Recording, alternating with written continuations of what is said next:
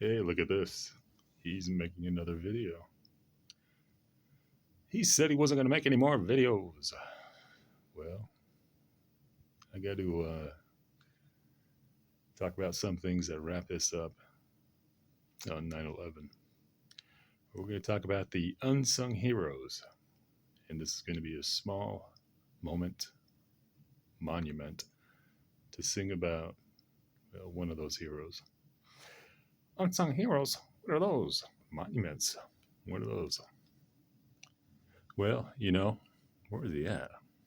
Yeah, where's this guy not at? Well. People who are clever can figure it out. So, here's what we're going to talk about. Unsung heroes. So, we've talked about those monuments to public servants who serve us. Yay! God bless them. I sustain them. They sustained us in life and death. And how, sometimes those monuments can be made cheap, like Gilbert's monuments to its public servants, or they can be made humbly and strong and just with enough spirit that it leaves a lasting impression, like Mesa's monument to its police officers who have served and died in the field. Yay! And then you got the Pentagons. They got their little stars, 5 stars. They do. Don't make fun of that. Whatever. Okay. So, and then you got the biblical. Those who have served in battles and wars. King David and even the prophets who served and tried to warn the people and were persecuted and prosecuted for it.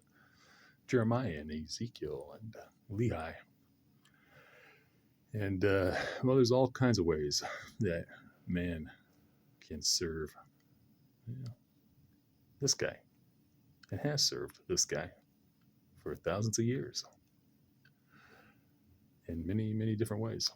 Just to even bring that chair here, and that plumbing, and this light behind us. So, but here's another way. Word of mouth.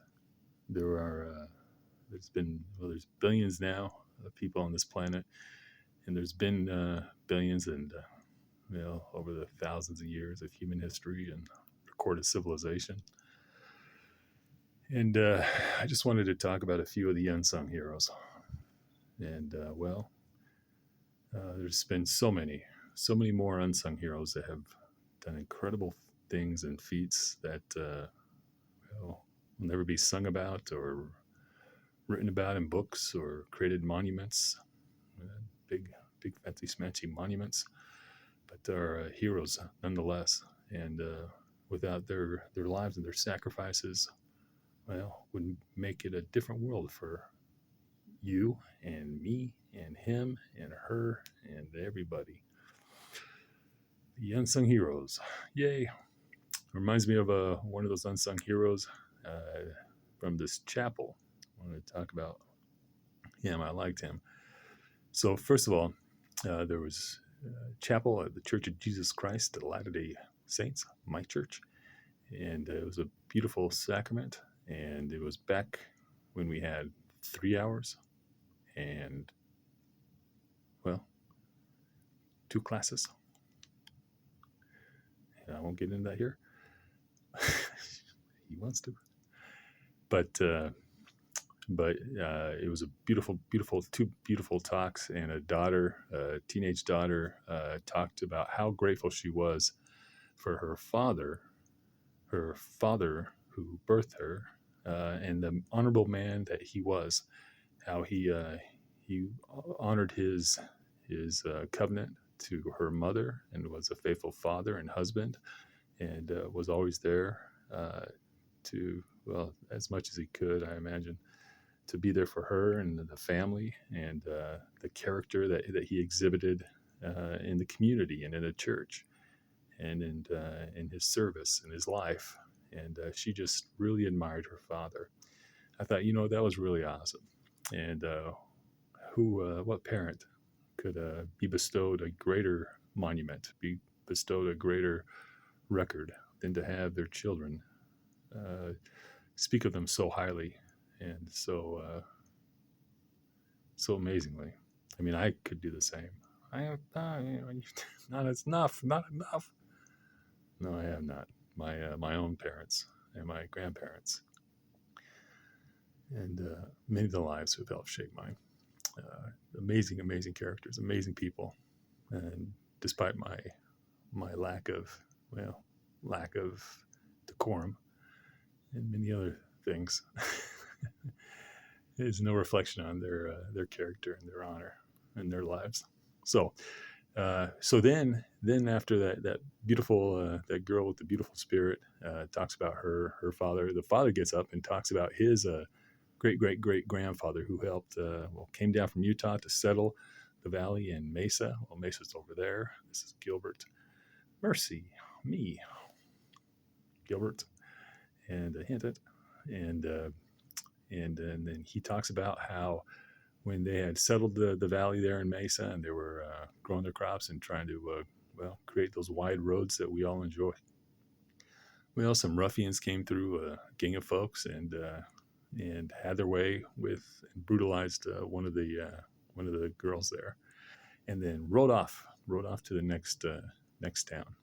And his ancestor said, "Hey, priesthood brothers. Hey, you guys. He didn't sound like that. He should have, idiots. He said, "Hey, guys, if we don't go and take care of those guys who came and did this to one of ours, did this to one of our daughters of God, one of our sisters, then they're going to run around and do it to another and another and another. And we have a responsibility and obligation to take care of this." And the brethren counseled, and the priesthood, and there were the judges of Israel, they were bishops, fake judges. And they said, "No, we let it pass. Everybody else has to worry about themselves, and we'll get over this. And no. We'll sit by the fire tonight and sing songs and pray for 5 days, and it'd be a fest that God will take care of him."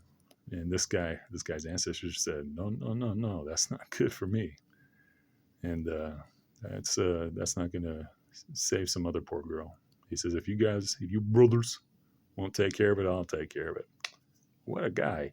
So he rides up in the hills, finds the guys, and guys, it's really not hard. I mean, "Hey guys, how's it going? I'm just passing through. Hey, I got some alcohol, and they want to try whatever drugs I'm sure you can find. Get them high, and then when they're all passed out asleep, just boom, boom, boom, boom, boom, and they're dead." He didn't go into detail in Sabbath, but guys, it wouldn't be that. But I think that's awesome that guy did that. And, he claimed house. And hey, look, I'm singing his song and sharing a little bit of that guy's record, and because his descendant shared it with me, and because his daughter gave such a faithful, and her spirit gave such an awesome witness that the father was an honorable guy, and he honored marriage covenants. And way to go, Dad and daughter and ancestor. Way to be honorable people who may never have books written about them and monuments made of them or songs sung of them. So that comes back to another person I'm going to sing that I knew personally. His name is Aaron, and he was murdered. He was murdered. Do you know who it was? Yeah, I do know who it was. There's a few people who should be having their heads roll. Bloop, bloop, bloop, bloop, bloop. His name was Aaron, and he was murdered on 9/11, and he made a sacrifice. He made a Abrahamic. He made a covenantal sacrifice for this nation. So many people, because let me tell you a little about Aaron. Aaron, when I got to know him, he was battling with that addiction, fentanyl. He was battling with the addiction of fentanyl. He had been sober And I got to know him in his sober state, and he was struggling with his life and in this world, and many of the challenges this world faces, and that people face in this world that he's faced. And gosh dang it, the hand is still beat. And anyways, he couldn't take it anymore, and a few days later, or a few days before 9/11, he broke my company, and went back to Scottsdale, in the streets of Scottsdale, and he found fentanyl and got high and died. He died. He died. Aaron died. It's so sad. But it's fentanyl. He's just a drug addict. So,